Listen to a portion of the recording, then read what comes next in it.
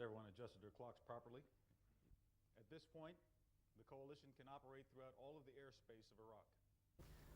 The first video shows an anti-aircraft artillery system that is firing at a coalition aircraft. You'll actually see that in this film. And this target was west of Kirkuk in northern Iraq on the 2nd of April.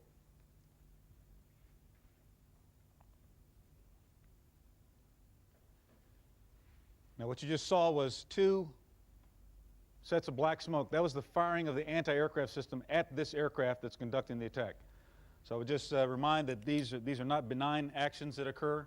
These are combat actions, and our pilots have done very, very well and been very effective. Let's continue with the tape, please.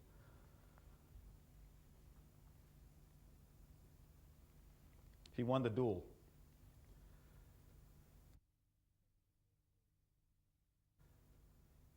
The second video shows a regime aircraft located near the Al-Taqadum airfield, and this was struck on April the 4th. As I mentioned, we're attacking all identified aircraft, first to prevent them from flying for combat purposes, but also to prevent the potential delivery of weapons of mass destruction, chemicals particularly, from aircraft.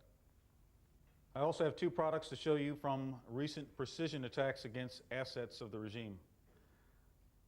The first one is a regime command and control facility in Baghdad, struck on April the 3rd.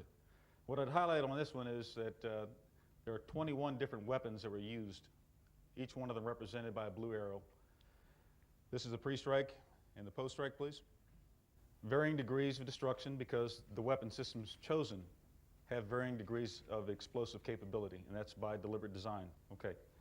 The second image I want to show you is a command and control facility near Salman Pak to the south of Baghdad. This was struck on the 3rd of April. Two weapons in this case. Post-strike.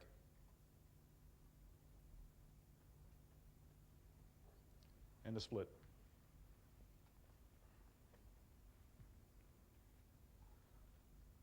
As we are now able to operate around or within Baghdad, we see indications that the regime continues to put civilians and civilian areas at increasing risk.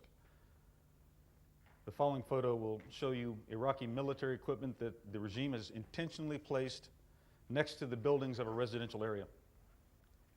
Although it's a little bit difficult to see, each blue arrow points to a piece of military equipment that's pushed right up against the side of a building. In some cases, there are multiple pieces of equipment.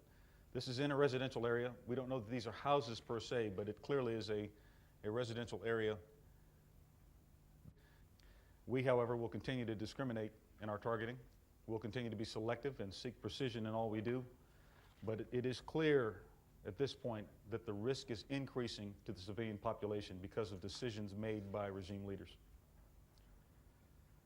An area that had been established, they built a small unit checkpoint to control movements near the area. This was near a populated area. And as we've seen in other cases, a sport utility vehicle approached the checkpoint at a high rate of speed. After several unsuccessful, non-lethal attempts to cause the vehicle to halt, it continued approaching the checkpoint, and this, again, as I mentioned, was near a populated area. There was a young sergeant in charge at that particular checkpoint, and he saw some objects in the back of this vehicle, ordered one of his gunners to open fire on the threatening vehicle. This is an image of the vehicle from the rear. After the attack, you can see that it's in an urban area with a kid standing on the side of the road. The vehicle had been loaded with gas cylinders to be detonated in close proximity to the checkpoint. And finally, from the side, soldiers and Marines out there, especially our junior leaders, are having to make very, very difficult